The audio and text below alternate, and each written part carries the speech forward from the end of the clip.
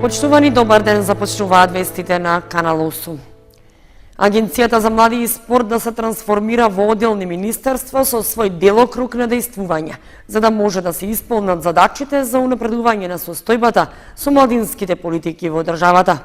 Таква иницијатива произлезе од форумот Младински перспективи за локален развој, што се одржа на споменикот на Слободата во Кочани. Дејноста на Агенцијата за млади и спорт да се раздвои и нејзина главна задача да биде работата со младите, а за спортот да се формира посебно министерство. Ваква е иницијативата на младите од Кочани изнесена на форумот Младински перспективи за локален развој, што заеднички го организираа општина Кочани и германската фондација Фридрих Еберт, а што се одржа на споменикот на Слободата во Кочани. Агенција за млади и спорт како тело треба да биде одвоено, односно посебно да има агенција за млади и спортот да биде како министерство за спорт, затоа што знаеме дека самата агенција нема капацитет да се справи, бидејќи младинските политики се комплексна работа и ако тие действуваат повеќе на поле на спортот, по автоматизам го запоставуваат ова поле. Од Националниот младински совет дадоа поддршка на иницијативата, при што таа беше надополнета со ставот дека наместо за спортот приоритет треба да добијат токму младите. Би се радувала доколку во Македонија има Министерство за млади и посебен буџет за младите. Дефинитивно Агенцијата за млади и спорт е повеќе агенција за спорт отколку агенција за млади и спорт, бидејќи повеќето активности нели се дедицирани само за нели во областа на спортот и организации кои што функционираат. Не знам дали знаете како информација дека Агенцијата за млади и спорт оваа година има поддршка кон младинските организации, меѓутоа младинските организации не добиваат никаква финансиска поддршка од институции во Македонија, освен од одредени кои што имале отворени конкурси нели за аплицирање за одредени проекти. Од Агенцијата за млади и спорт е искажана волја за проширување на соработката, за што со Националниот младински совет веќе е потпишан и меморандум за соработка.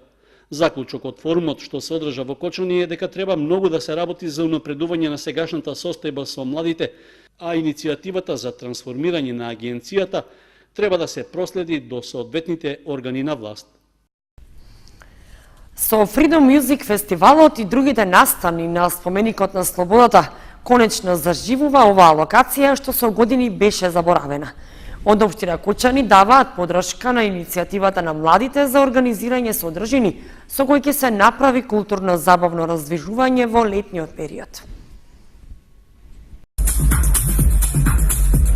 За само неколку дена споменикот на Слободата во Кочани стана центар на културните и други настани, како дел од заложбата на локалната самоуправа со повеќе различни содржини да го заживее просторот што со години е запуштен. Со одржувањето на Младинскиот форум, а потоа и со дводневната музичка забава во рамки на Freedom Music фестивалот, на оваа локација одамна не се собрал толку народ да ужива во забавата и во прекрасната гледка од врвот на Ридот Лукубија. Едноставно, со заеднички ангажман на општината и на младите од градот, постигнат е одличен ефект и понудена е уште една алтернатива што може и треба да прерасне во културно обележена Кочани. Седнавме, се договоривме да направиме некаква иницијатива заедно со поддршка од локалната самоуправа, поддршка од градоначалникот, да можеме да го средеме овој простор, да ангажираме се што е можно од екипи, да викнеме диџеи, да направиме на добра бина со убаво осветление, озвучение, за да можеме да го вратиме на некој начин животот во Кочани, да ги вратиме младите, да направиме една добра журка што се надевам дека ќе трае натаму во годините. План да биде и до година на истата дата, да едноставно Freedom значи слобода, слобода името слобода доаѓа од самиот споменик, што ние планираме дека и во иднина и натака некој може и да не наследи за да почне ова како фестивал што ќе трае деноноќно како по другите светски земји што се одржуваат многу фестивали. Во рамки на фестивалот на технозабавата настапија поголем број диџеи од земјата и од странство, кои создадоа одлична атмосфера во која уживаа не само младите од Кочани, туку и од соседните градови во регионот. Од општина Кочани рекоа дека даваат поддршка на иницијативата на младите, посебно за заживување на споменикот на Слободата. Пробуваме да ја внесеме урбаната култура која недостачуваше на Кочани повеќе од 15 години И кога веќе се зборува помеѓу младите, помеѓу луѓето дека Кочани за овие неколку месеци има направено повеќе настани отколку во минатите 15 години, можам да кажам дека задоволството помеѓу младите е многу големо. Мислам, тоа не е мое лично мислење, туку мислење на самите луѓе, мислам, што се случува овде. Сите кои настапуваат на тие настани, на тие културни настани, дали се работи за музички, дали се работи за театарска представа, на крајот не им се битни толку ни хонорарите отколку што е посетеноста на самиот настан. Така да се надевам дека овој викенд со Freedom Music Festival ќе биде многу успешен, доволно посетен, за да можеме да го продолжиме тој тренд. Освен младинскиот форум и забавата за младите преку Freedom Music Фестивалот, дел од напорите на локалната власт за заживување на споменикот на слободата е одржувањето на истата локација на театарската представа Солун, град на духови, работена под текст на Русемир Богдановски, инспирирана од истоимената книга на Марк Мазовер, а во режија на Слободан Луковски. Пријавни центри за услуги од Центарот за социјални работи ќе добијат општините Зрновци, Чечиново, Облешево и Кочани. Граѓаните ќе можат услуги од Центарот да добиваат и во своите општини, со што значително ќе им се улесни работата и извршувањето на своите обврски. Сите услуги, права и потреби што ги извршуваа граѓаните од соседните општини Зрновци, Чешиново, Облешево во Центарот за социјални работи Кочани, од средината на септември тоа ќе можат да го сторат и во својата општина. Ќе им се улесни пристапот до Центарот за социјални работи, бидејќи своји пријавни центри и канцеларии ќе бидат отворени во овие две општини и една во Кочани, на локација позади општината. Опремата и мебелот за трите канцеларии ги обезбеди Министерството за труд и социјална политика и истите се очекува да бидат готови до средината на септември. Во тек е реновирањето на канцелариите кои што треба да функционираат како пријавни центри за потребите на Министерството за труд и социјална политика, преку проектот CCT, кој што е под координација на нашето министерство, а преку Светска банка, обезбедена е опрема и мебел за 3 канцеларии во Кочани, Зрновци, Чешиново, Облешево. Во тек се градежните захвати за ставање во функција на овие канцеларии. Во наредниот период тие канцеларии ќе профункционираат и ќе бидат во делот на преку овие канцеларии кои што ќе функционираат како пријавни центри. Министерството за труд и социјална политика ќе овозможува полесен пристап на граѓаните кои што своите права кои што остваруваат своите материјални права преку Меѓуопштинскиот центар за социјални работи Кочани. Исто така, за крај би сакал да напоменам да се заблагодарам на сите 3 градоначалници кои од општините Кочани, Зрновци и Чешиново, Облешево, со кои што имаме одлична координација и кои што ни предоставија простор за функционирање на овие канцеларии. Инаку, заради ефикасно извршување на утврдените работи со закон што се во надлежност на Меѓуопштинскиот центар за социјални работи Кочани, согласно насоките од Министерството за труд и социјална политика, Ковачев информира дека од 1 август воведени се дежурства за стручната служба. Центарот работи секоја прва сабота од месецот од 8:30 до 16:30 часот со цел пружање помош и прием на странки во делот на мировни постапки, бракоразводи, старателства, малолетничка правда, жртви на семејно насилство, лица кои злоупотребуваат дрога и жртви трговија со луѓе. Обраснати во трева и со купишта отпадоци се дворовите на училиштата во Кочани. Пред стартот на новата учебна година, неопходно е надлежните да реагираат и да ги средат. На 10 дена пред почетокот на новата учебна година, училиштата ги вршат последните подготовки за да ги дочекаат учениците. Со чистење и дезинфицирање на училишните згради и средување на дворовите треба да се завршат и последните технички подготовки пред доаѓањето на основците и средношколците. Сепак, малку поинаква слика остава игралиштето во склоп на дворот на основното училиште Малина Попиванова. Обраснат со бујна вегетација и расфрлани отпадоци, остава впечаток дека оваа локација одамна е запустена и оставена на забот на времето. Се работи за игралиште во склоп на воспитно-образовна институција, а состојбата во која се наоѓа ни малку не доликува и не е пријатна за гледање. До некаде оправдување може да има и поради временските услови кои овозможија развој на вегетација, но не треба да се дозволи ваквата слика да остане и на самиот старт на учебната година. Надлежните на основното училиште Малина Попиванова ќе мора што поскоро да реагираат и да го средат дворот и игралиштето пред започнување на наставата, особено за правооделенците. Ово основно училиште не е единствен пример за кој треба да се реагира во поглед на уредувањето на околината. Слична е состојбата и со останатите училишни објекти, а со оглед што има доволно време до стартот на учебната година, може соодветно да се реагира за тие да бидат исчистени и средени.